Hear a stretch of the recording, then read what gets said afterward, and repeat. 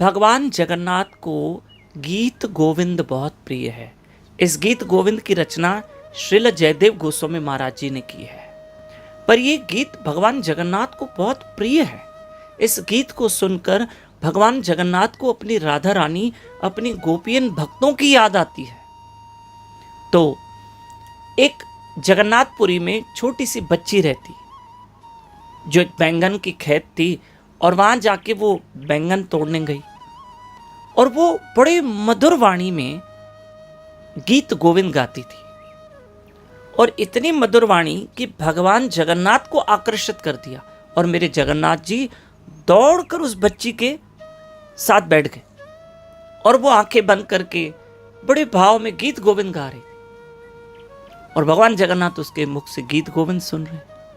लेकिन जब जगन्नाथ जी गए तो वहाँ खेत थी, कुछ वृक्ष थे, झाड़ थे, जिसके कारण छोटी छोटी एक पगडंडियाँ, जहाँ से भगवान जगन्नाथ दौड़ दौड़ के गए, तो यहाँ से वृक्ष, यहाँ से वृक्ष, यहाँ से काटे, तो वो भगवान के वस्त्र फट गए।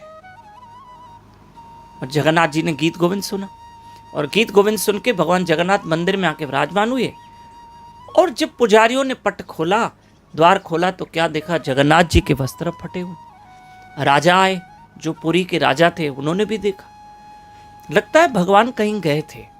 पर ये हम क्या समझें कि कोई भगवान को कष्ट हुआ है? क्या हुआ है प्रभु? हमें आप कृपया बताएं कि ये सब क्यों हुआ।